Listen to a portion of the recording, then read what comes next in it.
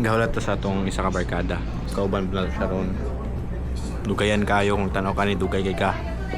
Anyways, na ako diri sa may Shell. Gahulat.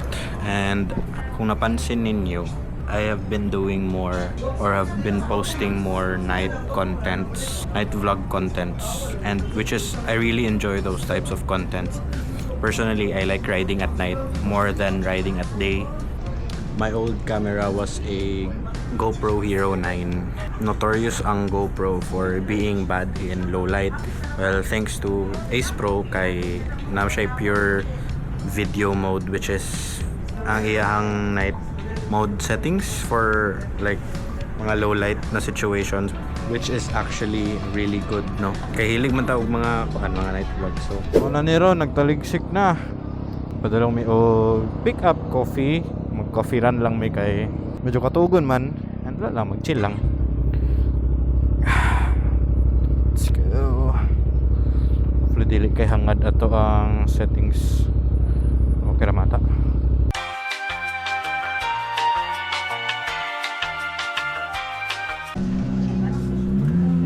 Matamis na White mocha. part to. May caramel na lang. Vanilla o caramel. Dala order, sir. Oh, yan lang dalawa.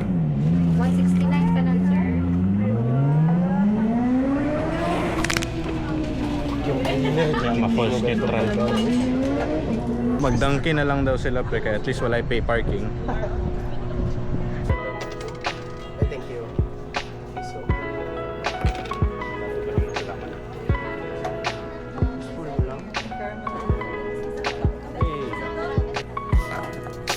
Problema asa na to name nun ron. very super.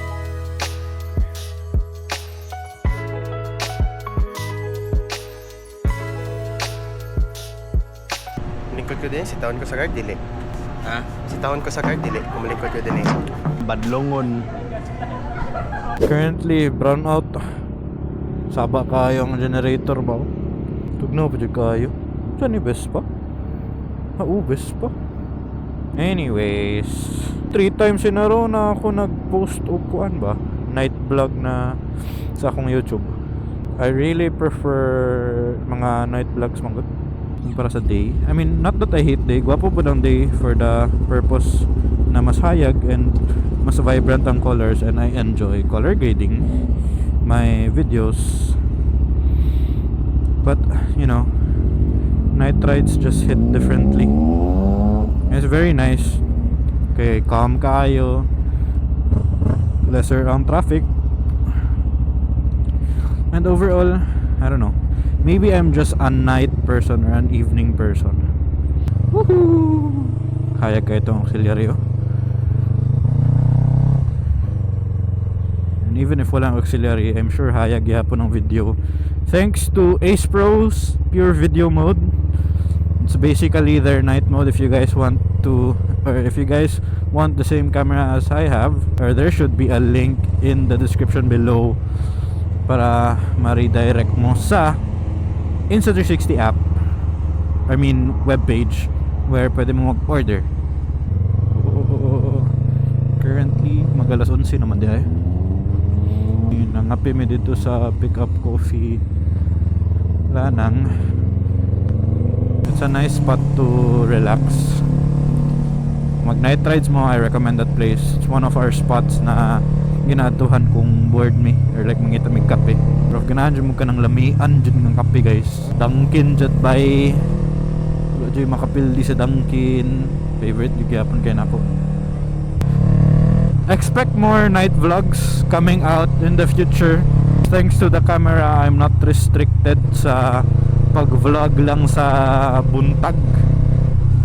Hilig pud mo mga night vlogs, ganahan mo hayag inyuhang content sa gabii, consider getting this camera guys.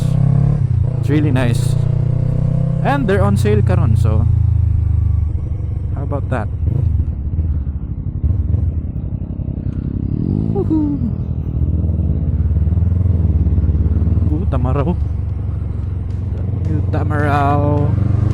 Ay, kita na mo sa baong Tamaraw guys. Wapo ba kayo tanawan? Kaya kayo mura lang siya Hilux. pati yung steering wheel wala siya kay Hilux. Ang makina po data kay derived from the Hilux. Correct me if I'm wrong. Kuya kayong panahon karon kay grabe ka tugnaw. Kusog pa kayong hangin. Bro, nasa Buda. Morning current weather karon sa Davao City. And sa mga nagasubaybay sa ako ang content, wala jud ko specific na genre actually in my YouTube content. And I know na mas gwapo siya, mas organized siya for analytics purposes siguro. Pero ako man good, I just post out what I think I like to post out. Magana good. And kung naaman ko yung napalipay sa akong content, murag bonus na lang po na siya sa ako ba. Usually kaning mga riding and talking na ko na mga vlogs, mga hit or miss lang yun kay ni sila kay mga times na di ko na mo storya and like I just want to take in the kanang feeling ba.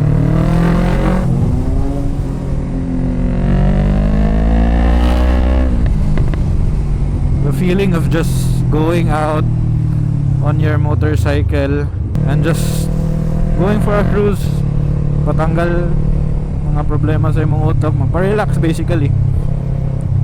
And I don't want to do that while talking. I just want to relax. And most of those contents na mga inana, kato mga cinematic nga POVs na makita ninyo sa akong channel, that doesn't consist of me talking. And having no genre with that, it's fine for me. Nawalay genre. Maybe in the future ay basig makakita ko ako ang sariling niche, no? But for now, and I'm just starting out anyways, and it's really not my lifelong goal to you know, put out this or like make this my full time. It's just a hobby. Unless alam siguro kung you know we get good money out of it, but like that's not really ako ang priority. My priority is just to share my experiences on the road.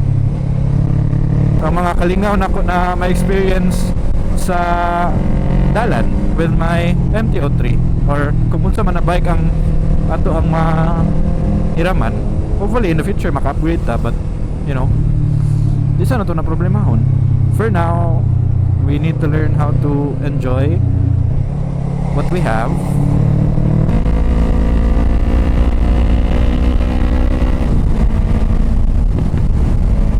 Woohoo! Katugnaw! Kataliksik pa din siya. And I know this content for most of the people find it boring. And that's fine.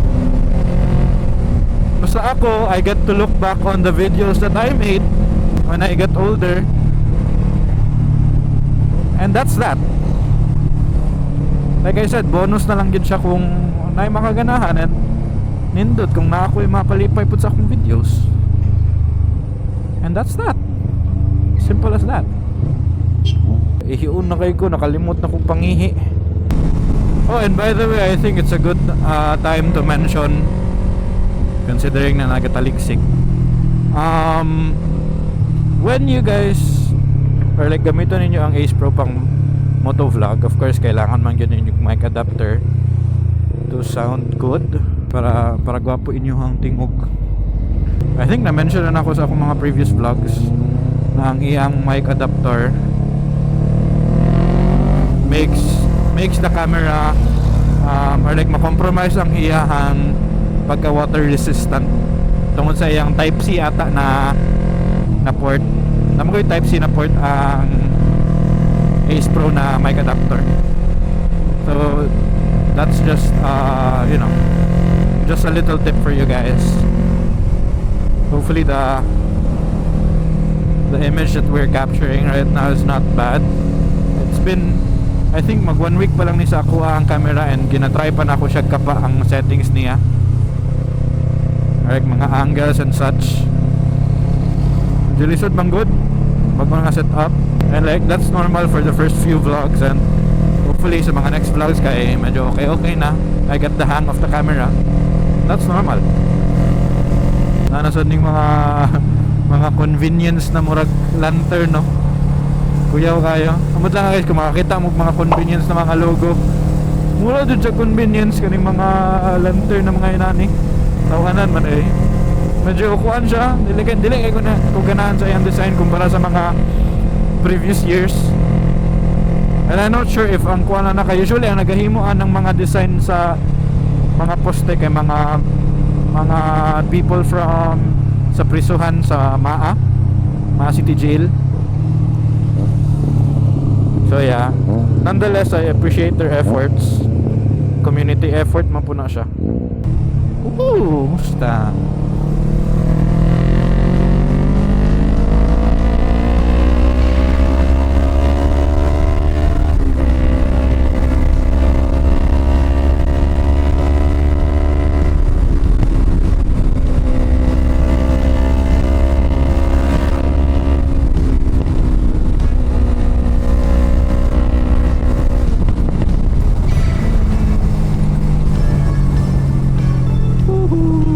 This is what I love about riding at night.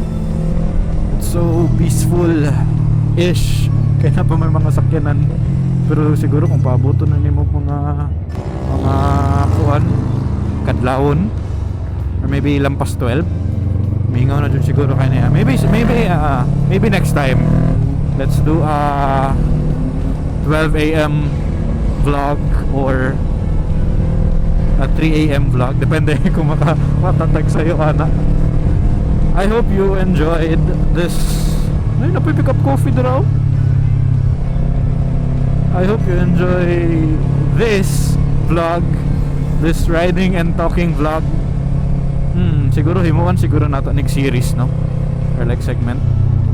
What should we call it ba? Riding and talking in the night or riding into the night vlog. Ana na siguro. Expect to see more of this kind of vlog soon, regardless of naganmang views or whatever. It's what I like to make, and naman ko mapalipay, then I'm happy. That's enough motivation. Masking 1 like or 2 likes, that's enough motivation for me to keep posting out my videos. Anyways, tunnel, peace out.